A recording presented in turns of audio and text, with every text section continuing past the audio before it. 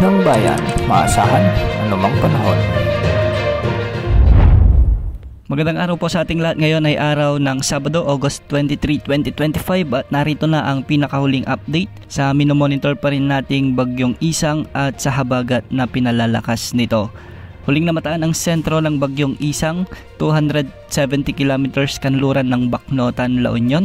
Taglay pa rin nito ang lakas ng hangin na umaabot na sa 65 kilometers per hour malapit sa gitna at pagbugsong umaabot sa 80 kilometers per hour. Sa ngayon kumikilos ito ng pakanluran sa bilis na 25 kilometers per hour. Nasa tropical storm category na ito at sa mga susunod na oras ay makakalabas na ito sa ating area of responsibility habang patuloy naman na lumalapit sa bahagi ng Hainan Province sa may southern China. Inaasahang magiging typhoon category ito sa mga susunod pang mga araw. Samantala, nakakaapekto pa rin ang bagyong Isang sa bahagi ng Ilocos Region kaya may mga pag-ulan at pagbugso ng hangin na posibleng magdulot ng mga pagbaha at pagguho ng lupa lalo na kung may mga katamtaman at minsan ay malalakas na pag-ulan. At dahil naman sa pinalalakas nitong habagat, asahan naman ang maulang panahon sa may Occidental Mindoro.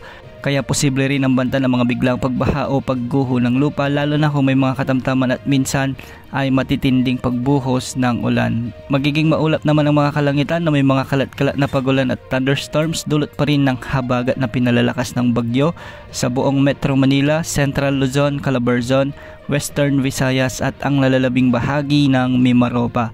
Kaya ang mga lugar na ito ay pinapayuhang maging alerto rin sa banta ng mga pagbaha at pagguho ng lupa lalo na kung may mga umiiral na minsan ay malalakas na pagbuhos ng ulan. At magiging maulap din ang mga papawirin na may mga kalat-kalat na pagulan at thunderstorms sa Cordillera Administrative Region.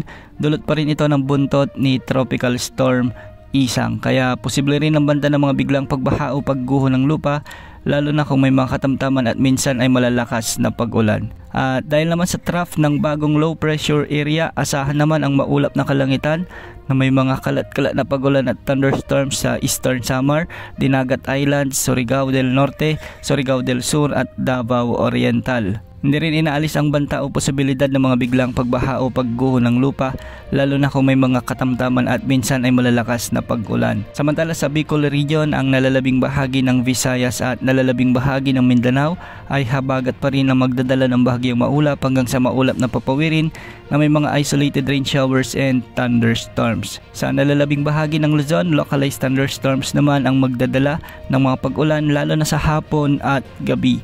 Sa ngayon walang nakataas na gale warning sa lumang baybaying sakop ng ating bansa at ang mga pag-alon sa northern at western sections ng Northern Luzon ay posibleng umabot hanggang 2.8 meters. Sa nalalabing baybayin ng Luzon at Visayas, posible ang mga pag-alon hanggang 1.8 meters at sa mga baybaying sakop ng Mindanao ay posibleng umabot hanggang 1.5 meters. Samantala, mababa pa rin ang tsansa ng LPA na nasa silangan ng Mindanao na lumakas bilang bagyo sa susunod na 24 oras at huli itong namataan sa layong mahigit 1,200 kilometers silangan ng Northern Mindanao. Sa mga susunod na araw ay kikilos rin ito ng pakanluran, hilagang kanluran at magdadala ng mga pag-ulan sa bahagi ng silangan ng Mindanao at Visayas.